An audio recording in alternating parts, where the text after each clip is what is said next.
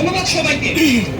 যে মুহূর্তে আমি বক্তব্যটা শুরু করতে আসছি তার আগেই বারবার করে বলা হচ্ছে সময়ের ব্যাপারে সচেতন থাকতে।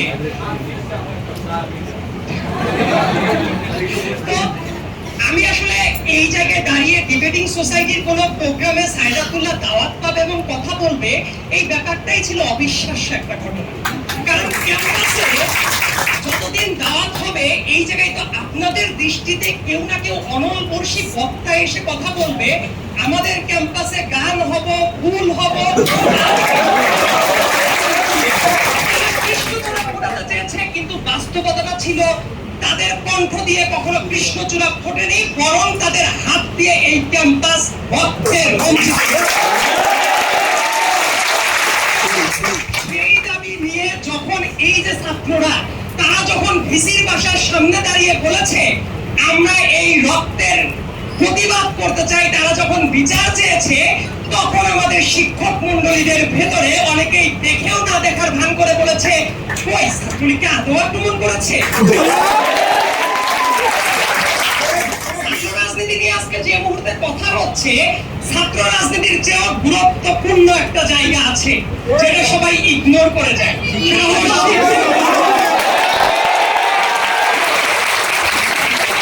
ছাত্র রাজনীতিটা কিন্তু ইন্ডিভিজুয়াল কোনো এলিমেন্ট না, শিক্ষক রাজনীতির সাথে এটা কত ওতপ্রোতভাবে জড়িত সেই আলোচনাটাও আমার এই পলিসি যেটা আমি ঘোষণা করব তার ভেতরে লিপিবদ্ধ থাকবে।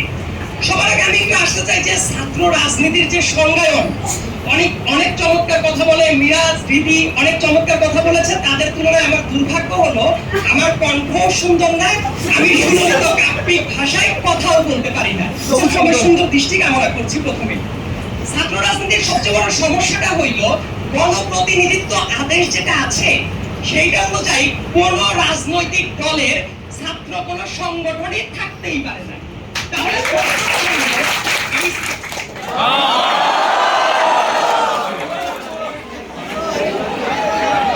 আমি আবার ফিরে যাই ছাত্র রাজনীতির সংজ্ঞায়নের দিকে।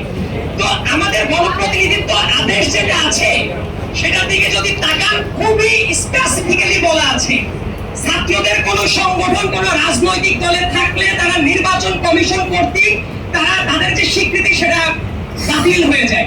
সেম গোস ফর শিক্ষক রাজনীতি, মানে কেউ যদি চায় যে শিক্ষক লীগ, শিক্ষক দল, কোন পেশাজীবী দল, এগুলো থাকতে পারে না গণপ্রতিনিধিত্ব আদেশের টোটালি বরখেলাপ এটা। তাহলে আমার প্রশ্ন, ক্যাম্পাসে তাহলে ছাত্রলীগ কিভাবে থাকতো, ছাত্র দল কিভাবে থাকতো, ছাত্র শিবির কিভাবে থাকতো? এবং অনেক বাম সংগঠন যারা অনেক ক্ষেত্রে মনে করে ছাত্র দল রাজনৈতিক, ছাত্রলীগ রাজনৈতিক, কিন্তু ক্যাম্পাসে অনেক ক্ষেত্রে অরাজনৈতিকতার ঝান্ডাবাহী দল হলে একমাত্র বাস্তব।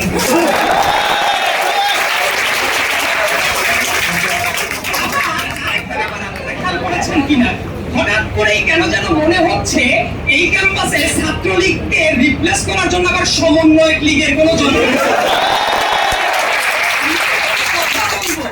আমাদের কথার ভেতরে প্রত্যেকটা জায়গায় অ্যাড্রেস করার দরকার আছে। হঠাৎ করে যদি দেখি ক্যাম্পাসে কোনো পলিটিক্যাল দলের ব্যানার দাঁড়িয়ে তারা যখন বলতে থাকবে এই ক্যাম্পাসে ছাত্র দল থাকবে না, ছাত্র শিবির থাকবে না, আমার প্রথম কথা ওকে ফাইন, থাকা উচিত না। আমার 2 নম্বর প্রশ্ন হবে তাহলে তোমাদের ব্যানারটা কিসের?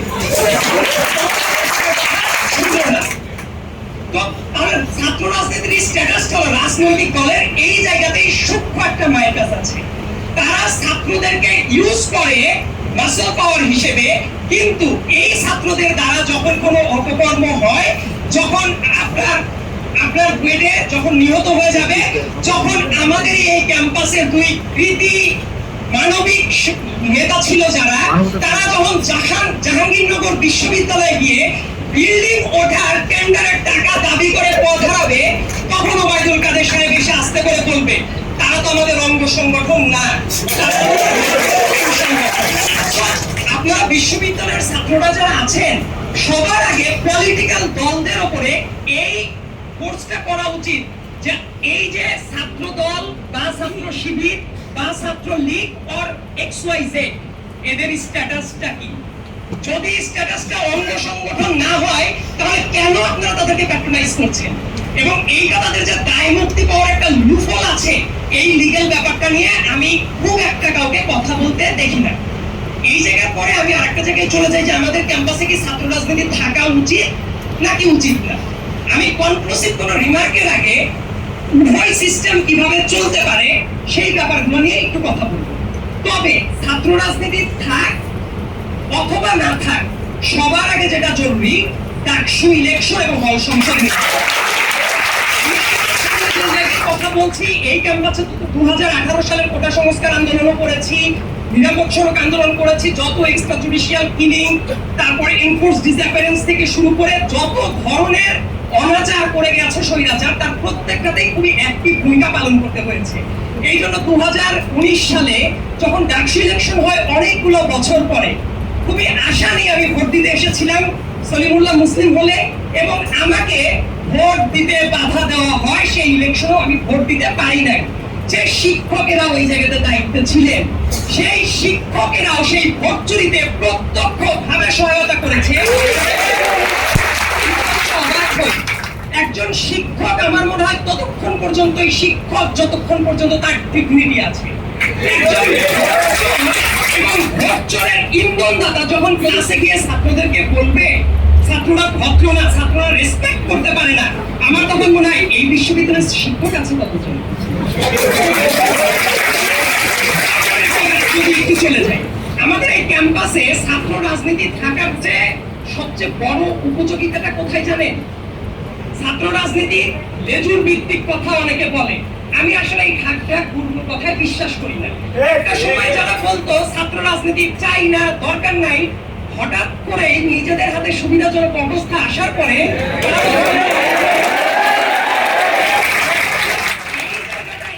করার দরকার আছে। কারণ কেউই যাতে কোশ্চেনের মুখ থেকে বের না হয়ে যেতে পারে।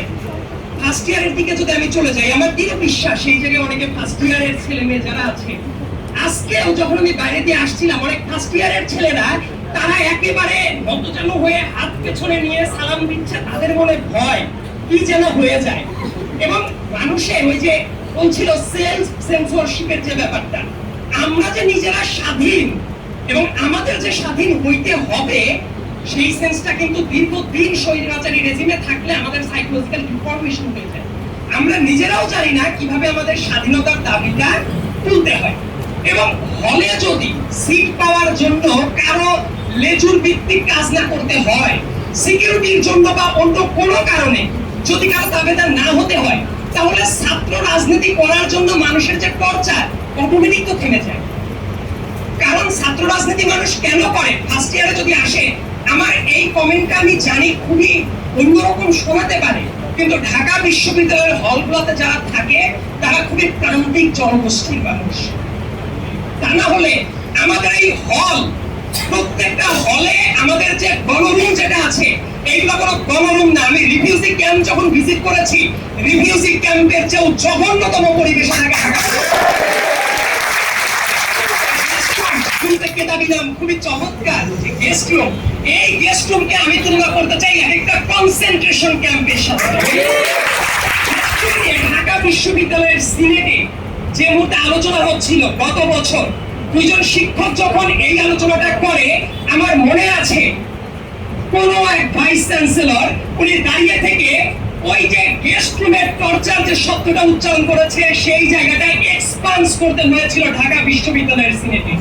তো তখন কি আমাদের যারা বিজ্ঞ অভিভাবক আছেন তারা কি এটার প্রতিবাদ করেছিলেন? অন্য সকল শিক্ষক সেটা মেনে নেয়। এই কারণে আমি বলি ছাত্র রাজনীতির ভূত ঢোকানোর আগে আগে শিক্ষক রাজনীতির ভূতটা তাড়ানো উচিত।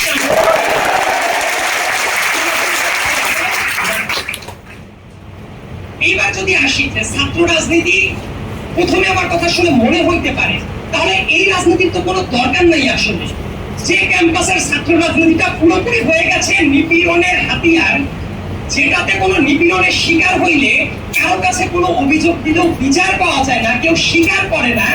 এমনকি কয়েকজন ছাত্রলীগের নেতাদের নাম এসেছে। আমি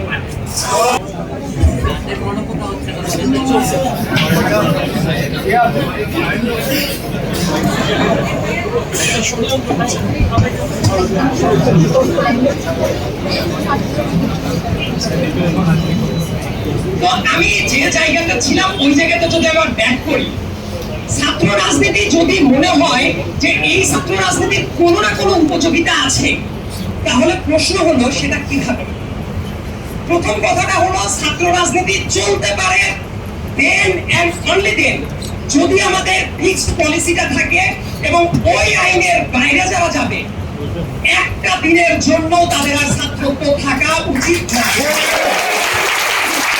প্রশাসন দিতে পারে, তাহলে বিবেচনা করা যেতে পারে যে ছাত্র রাজনীতির রিফরমেশন হবে কিনা। আর যদি ব্যাপারটা এমন হয় সেই গ্যারান্টি যদি না পায় কেউ, তাহলে ছাত্র রাজনীতি থাকা উচিত না। যারা আছে, আমরা যে ব্যাপারটা সাফার করে গেছি, আমাদের একটা দোষ আছে। আমরা যখন ক্যাম্পাসের গণ্ডিটা পার হয়ে যাই, তখন আমাদের মনে হয় যে আমরা তো পার হয়ে গেলাম, যারা এই জায়গায় আছে তারা রাজনৈতিক দলে দাবেদার হয়ে থাকে। কিন্তু আমি চাই যে অনাচার আমরা সহ্য করেছি, অনাগত যে জুনিয়ররা আসবে এই ক্যাম্পাসে, অনাগত যে জুনিয়ররা আসবে এই ক্যাম্পাসে, তাদের যাতে ঠিক সেম অবস্থাটা ফেস না করতে হয়। তো ছাত্র রাজনীতি যদি থাকতে হয়, আমি এই ডিবেটে আসার আগে ইউএসএ তে, ইউকে তে, অস্ট্রেলিয়াতে এবং প্রত্যেকটা দেশের রাজনীতি কিভাবে চলছে কয়েকজন খুবই প্রমিনেন্ট প্রফেসরের সাথে কথা বলেছি যারা বাংলাদেশি ডায়াসপোরা। তো তাদের কিছু প্রস্তাব আছে। আমি আমেরিকার উদাহরণটা দিয়ে একটু শুরু করি, যদি আমাকে সময়ের জন্য বোধহয় তারা দিচ্ছে, কিন্তু পলিসিটা আমার বলতেই হবে কারণ রাজনৈতিক দলগুলোর যদি নাম ধরেও রাজনীতি না থাকে, ইউএসএ থেকে শুরু করে, ইউকে থেকে শুরু করে প্রত্যেকটা জায়গায় এই রাজনৈতিক দলগুলোর অ্যাক্টিভিজম কিন্তু থাকে। সেটা কিভাবে? সেটা এই রাস্তা তৈরি করে না, যেমন বাংলাদেশে আপনারা বলতে পারেন যে তাহলে ছাত্র রাজনীতির ভবিষ্যৎটা কি হয়। যারা ছাত্র রাজনীতি করে তাদের কয়জন দিয়ে জাতীয় রাজনীতির প্রমিনেন্ট ফেস হইতে পারে? এই ব্যাপারটা যদি আপনারা খেয়াল করে দেখেন, এটা মেয়ারলি 2 to 3% হবে। এবং যারা ইভেন সেই জায়গাতে যায় তাদের বেসিক একটা পার্থক্য থাকে। আমেরিকার কোন এক ল স্কুল প্রডিউস করে বারাক ওবামা, আর বাংলাদেশের ঢাকা বিশ্ববিদ্যালয়ের ছাত্র রাজনীতি প্রডিউস করে ওবায়দুল কাদেরকে। এই যে পার্থক্য, তার কারণ হলো তারা পলিসি পলিটিক্সে ইনভলভ হইতে পারে, যেটা ঢাকা বিশ্ববিদ্যালয়ের রাজনীতিতে টোটালি ইররিলেভেন্ট। পলিসি পলিটিক্স মানে আমি যেটা বোঝানোর চেষ্টা করছি, আমি যদি চিন্তা করি যে ক্যাম্পাসে রাজনীতিটা থাকবে, তাহলে প্রত্যেকটা পলিটিক্যাল যে পার্টি আছে ফ্রি উইল অনুসারে এই যারা স্ব ইচ্ছায় রাজনীতি করতে চায়, তারা যদি পলিটিক্যাল দলের যে অফিসগুলো আছে বা পলিসি মেকিং যে জায়গায় আছে, তারা কিন্তু ইন্টার্নশিপ করার সুযোগ পায় এবং ইন্টার্নশিপ করার জন্য তারা ইনসেন্টিভ পায়, যাতে করে শিক্ষিত একটা পাইপলাইন তৈরি হয়। কিন্তু বাংলাদেশের রাজনীতিটা কি জানেন? অমক ভাইয়ের নেতৃত্বে রাজপথ কাঁপাতে কাঁপাতে কোথায় যাচ্ছে? মধুর ক্যান্টিনে। ঢাকা বিশ্ববিদ্যালয়ের ছাত্রদের কাছে প্রশ্ন করার ইচ্ছা করে, জসিমউদ্দিন হল থেকে শুরু করে মধুর ক্যান্টিন পর্যন্ত আসার রাস্তাটা আদৌ কি রাজপথ কিনা? পলিসি পলিটিক্সটাকে যদি ইনভলভ করা যায় এবং সেই জায়গায় যদি ইনসেন্টিভ থাকে, যারা এই ট্রেনিং এর ভেতর দিয়ে যাবে বা ইন্টার্নশিপের ভেতর দিয়ে যাবে, তারা জাতীয় রাজনীতিতে ঢোকার একটা সিঁড়িটা পেয়ে যাবে। সেটা কিন্তু একটা পজিটিভ জিনিস হইতে পারে। কিন্তু বাংলাদেশে যেটা হয়, ছাত্র রাজনীতি করার পরে অনেক নেতাই আছে হতাশ হয়ে পরে চুরি চামারি ছিনতাই ড্রাগে এডিক্টেড হয়ে যায়। এরকম নজির আপনাদের বড় ভাইদের ভেতরে অনেককেই খুঁজবেন, পেয়ে যাবেন। তো পলিসি পলিটিক্স এর ভেতরে আরেকটা গুরুত্বপূর্ণ জায়গা আছে, যেমন ডেমোক্রেট আর রিপাবলিকদের কথা যদি আমি বলি, ইলেকশন যখন সামনে আসে, রিপাবলিকানরা যখন ক্যাম্পেইন চালায়, আপনারা দেখবেন ওরা কিন্তু ক্লাইমেট জাস্টিসকে স্বীকার করে না। আর ডেমোক্রেটিক যা ভ্যালু ক্রিয়েট করে, তারা চিন্তা করে ক্লাইমেট জাস্টিসটা তাদের একটা মূল এজেন্ডার অংশ। সো পলিটিক্স, পলিটিক্যাল দলগুলা কিভাবে এই স্টুডেন্টদেরকে অ্যাকোমোডেট করে, তারা এই ধরনের ক্লাব রান করে। যেমন আমি শুনলাম এই ইলেকশনকে কেন্দ্র করে তারা একটা ক্লাব চালাচ্ছে, সেই ক্লাবটা হলো এনভায়রনমেন্টাল জাস্টিস ক্লাব। আদতে এনভায়রনমেন্টাল জাস্টিস ক্লাবে যারা আছে, এইটার ফান্ডিং করছে কারা? ডেমোক্রেটরা। এবং তারা শুধু চায় না পেটোয়া বাহিনী হোক, তারা কিন্তু তাদেরকে নিয়ে ইন্টারন্যাশনাল কনফারেন্সে পাঠাচ্ছে, তারা তাদেরকে ফান্ডিং করছে, রিসার্চ পেপার প্যাট্রোনাইজ করছে। তাহলে যারা রাজনীতিটা করছে, আদতে তারা ভবিষ্যতে রাজনৈতিক কালচারে মানুষের বড় একটা জায়গায় পৌঁছাচ্ছে। সো এইটা একটা কথা হতে পারে। ছাত্র রাজনীতি যদি থাকতে হয়, কয়েকটা গুরুত্বপূর্ণ ম্যান্ডেট ফলো করা উচিত। হলে ছাত্রদের সিট বন্টনের যে কালচার, এই জায়গায় ঢাকা বিশ্ববিদ্যালয়ে আরো 5 বছর আগে থেকে একটা সংস্কার হতে পারত। আমি যেহেতু আইনের মানুষ, আইনের ভাষাতেই বলি, কোন হাউস টিউটর কোন ব্লকে আছে এবং তার হলে উপস্থিত থাকার সময়ে যদি গেস্ট রুমে কোনো ছাত্রের পর নিপীড়ন হয়, যে নিপীড়ন করলো সে এবং ওই হাউস টিউটর দুইজন ইকুয়ালি লায়াবল। শিক্ষকদের উপরে কোন আইনি ব্যবস্থা নেওয়া হয়েছে? যদি আইনি ব্যবস্থা নেওয়া হতো, মাকসুদ কামাল থেকে শুরু করে অন্যান্য যারা মানে আরো যারা প্রভিসি ছিলেন, যারা প্রক্টর ছিলেন, প্রত্যেকেই কিন্তু ছাত্রদের পর যে বহিরাগত এসে আক্রমণ করে গেছে, পুলিশ লেলিয়ে দেওয়া হয়েছে, এই জন্য তারা ক্রিমিনাল চার্জ ডিজার্ভ করে। ঘরের ভেতরে কোন রাজনীতি কোন অবস্থাতেই থাকা উচিত না, একটা পুরস্কার। রাজনীতি থাকেও ঢাকা বিশ্ববিদ্যালয়ে হল কেন্দ্রিক কোন রাজনীতি থাকা উচিত না। ক্ষমতায় থাক আর না থাক, একটা ছেলেকে যখন চিন্তা করতে হবে যে হলে সিট পাওয়ার জন্য তার রাজনীতি করতে হবে না, একটা ছেলে যখন জানবে হলের সিটের জন্য তার প্রিয় ভাই লিখে ফেসবুকে স্ট্যাটাস দিতে হবে না, একটা ছেলে যখন জানবে ক্লাস বাদ দিয়ে তার প্রোগ্রামে গিয়ে হাজিরা না দিলে তার হলের সিটটা কাটা যাবে, কার টাকা পড়েছে তত্ত্ব গরমে মধুর ক্যান্টিনে নেতার পেছনে দাঁড়িয়ে থেকে স্লোগান দিতে। সিস্টেমেটিক যদি সংস্কারটা করতে হয়, এই প্যাটার্নে আগানো উচিত। এবং আরেকটা গুরুত্বপূর্ণ ব্যাপার, ছাত্র রাজনীতিকে কোনো টাইম ফ্রেমের আওতায় বেঁধে দেওয়া যায় কিনা, যদি এটা থাকে। আমি কিন্তু প্রথমেই বলছি, আমি কনক্লুসিভ ডিসিশনে যাচ্ছি না যে থাকবে নাকি থাকবে না। আমি উভয় অ্যাঙ্গেলটাকে সামারাইজ করে কয়েকটা পার্সপেক্টিভ ব্যাখ্যা করার চেষ্টা করছি। তারপরে দেখেন, বিশ্ববিদ্যালয়ের একটা নিয়ম আছে যে 6 বছরের ভেতরে অনার্স কমপ্লিট করতে হয়। আমরা যদি আবার ফিরে যাই জারুল ফুলের প্রেমে, ক্যাম্পাসে 9 বছরে অনার্সটা কমপ্লিট করছে এবং সেটা গ্রেস মার্ক দিয়ে, এবং তাদের ছাত্রত্ব চলে যায় নাই। তার কারণ হলো ওই যে ডিন যারা ছিলেন, ওই টাইমের চেয়ারম্যান যারা ছিলেন, তারা প্রত্যেকেই বিশেষ বিবেচনায় তাদেরকে ধরে রেখেছে। সো আমরা যদি ছাত্র রাজনীতি যদি থাকে, এই মূল মন্ত্রে যদি একমত হই, আমাদের বেছে দিতে হবে যে একজন ছাত্র যে ফেল করে করে বারবার করে থাকবে, 10 বছর তারা থেকে যদি মনে করে যে তারা ক্যাম্পাসে রাজনীতি চালিয়ে যেতে পারবে, এই জায়গাটা তাহলে বন্ধ হওয়া উচিত। সেই ক্ষেত্রে আমার একটা পলিসি প্রপোজিশন আছে, সেটা হলো আপনি তাহলে কি করতে পারবেন না যে যতদিন ছাত্রত্ব আছে রাজনীতি করবে, এই সুযোগটাও যদি অবারিত রাখেন, তাহলে কিন্তু ওই আদু ভাই টাইপ কালচার চালু হবে। এবার যদি এটাকে টাইম ফ্রেমে বেঁধে দেওয়া যায় যে বিশ্ববিদ্যালয়ে অবস্থানকালীন সময়ে 5 বছরের ওপরে রাজনীতি করা যাবে না, অথবা 24 বছর বা 25 বছর পার হয়ে গেলে তারা কোনো ক্যাপাসিটিতে, না ডাকসু ক্যাপাসিটি, না কোনো পলিটিক্যাল ক্যাপাসিটি, কোনো অবস্থাতেই রাজনীতি করতে পারবে না।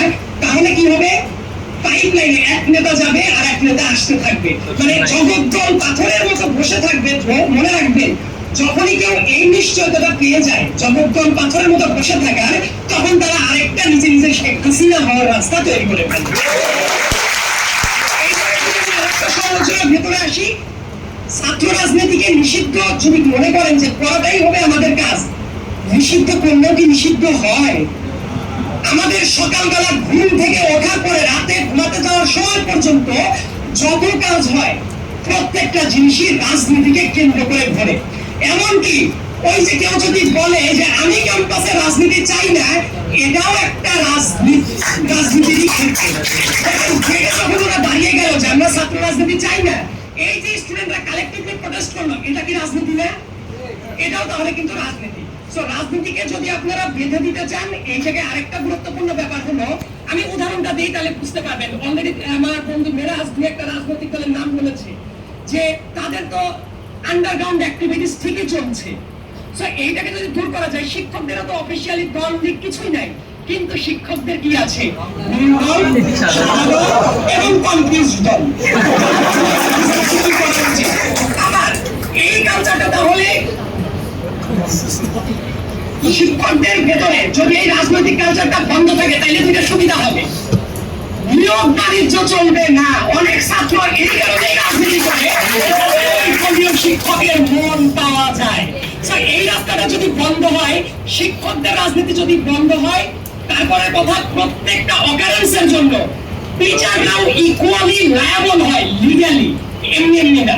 তাহলে দেখা যাবে ছাত্র রাজনীতির জায়গাটা অটোমেটিক পরিসীমিত হয়ে যাবে। এবং বয়সের যে স্ট্রাকচারের কথা বললাম, যে ব্যাপারটা আপনারা ফলো না করলে যেটা হবে, ওই আদুভাই কালচারে ছাত্র রাজনীতি করার বৈধতাটা তারা খুঁজে নেবে। আর রাজনীতি যদি চান যে একদমই থাকবে না, এটা না অনেক ক্ষেত্রে সাস্টেইনেবল নাও হইতে পারে। কারণ মনে রাখবেন, ঢাকা বিশ্ববিদ্যালয় হলো সেই জায়গা যে জায়গায় প্রত্যেকটা রাজনৈতিক দলের বড় বড় স্টেক আছে। এবং এই স্টেকটাকে তাহলে কি করা যায়, তাদের জায়গা থেকে সংজ্ঞায়নের জায়গাটা তারা পরিষ্কার করুক। ছাত্রদেরকে যদি রাজনীতি করতে হয়, তারা রাস্তাঘাটে স্লোগান দিবে না, মারামারি করবে না, তাদেরকে ইনক্লুড করা হোক পলিসি পলিটিক্সে, যেটাকে তারা ইন্টার্নশিপ হিসেবে দেখাতে পারবে এবং ভবিষ্যতে কারো দালালি না করে মূল রাজনীতিতে তারা চলে যাইতে পারবে। আমি আবার বলছি, কোন অবস্থাতেই আমি হল কেন্দ্রিক রাজনীতি চাই না, এটা পুরোপুরি বন্ধ হওয়া উচিত। ডিপার্টমেন্ট বা অনুষদ কেন্দ্রিক যে রাজনীতিটা আছে, এটাও পুরোপুরি বন্ধ হওয়া উচিত।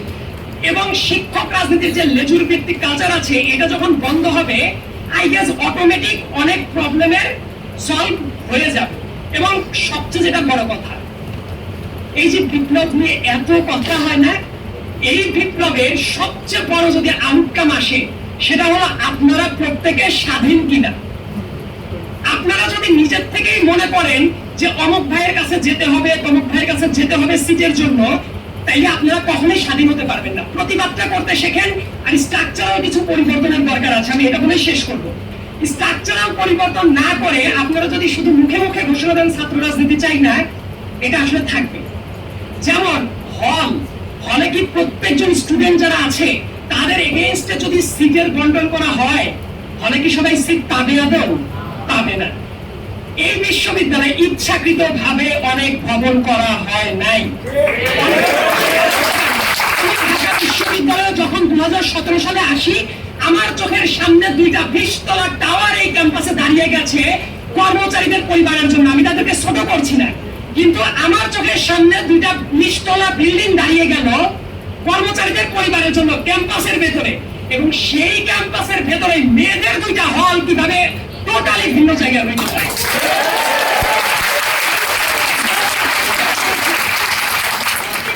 বিশ্ববিদ্যালয়ের ফান্ড যেটা আসে, সেই ফান্ডের অনেক টাকা গভর্নমেন্টকে আবার ফেরত দেওয়া হয়। ফেরত অনেক ক্ষেত্রে কেন দেওয়া হয় জানেন? আমি যে অনেক ভালো এইটা প্রুভ করার জন্য অনেক টাকা ব্যাংক দেওয়া হয়। এই কালচারটা বন্ধ করে আমি চাই সামনের 1 বছরের ভেতরে যতগুলা সিট আছে, ক্যাম্পাসে বহু জায়গা আছে, প্রত্যেকটা ছাত্র যাতে সিট পায় সেই হল ব্যবস্থাটা বন্দোবস্ত করে। ছাত্র রাজনীতি থাক বা না থাক, এটা ইররিলেভেন্ট হয়ে যাবে। সো কয়েকটা পলিসির যে কথাটা বললাম, আমি চাই আপনারা স্বাধীনভাবে সেই কালচারটা তৈরি করুন। এবং ক্যাম্পাসের শিক্ষকদের ভেতরে, আমি খুবই দুঃখিত এই কথাটা বলার জন্য, যেমন আমাদের ম্যাডাম যখন মার খেলো পুলিশের হাতে, তারপরেও সেটা প্রেস রিলিজ দিতে শিক্ষক সমিতি যারা আছে তারা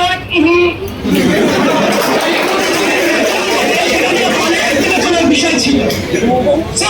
এই জায়গাটা আমাদের অ্যাড্রেস করতে হবে। শিক্ষক সমিতি যাতে কোনো শিক্ষক লীগ বা শিক্ষক দল না হয়ে যায়, এটাও ট্যাকেল করার দরকার আছে। তারা যাতে শিক্ষকদের স্বার্থটা বুঝে। আর ছাত্র যারা, তাদের প্রাইম ডিউটিটা কি? আমার বয়স যদি অপুরন্ত 30 বছর পার হয়ে যায়, আমার যদি 2টা বাচ্চা থাকে, আমি তো চিন্তা করব আমার বাচ্চাটার ডাইপার কিভাবে কিনতে হবে। আমার মাথায় থাকবে না যে কোন হলে কোন ছাত্রের কোন প্রবলেমটা হচ্ছে। মানে আপনাদের ছাত্র প্রতিনিধি যারা হবে, তারা যাতে স্টুডেন্ট ওরিয়েন্টেড হয়, সেই ব্যাপারটা আপনারা নিশ্চিত করবেন। আশা করা যায় সামনে একটা ভালো দিন আসতে পারে। শর্তটা কি? প্রত্যেকজন মানুষকে আপনারা যখন প্রশ্ন করতে পারবেন, ইভেন তানজিম স্যার অনেক শ্রদ্ধেয় মানুষ, যদি কখনো দেখেন তার কাছে প্রশ্নটা আছে, আপনাদের যাতে ওই সাহসটা থাকে যে স্যার এইটা কেন হলো আমরা জানতে চাই।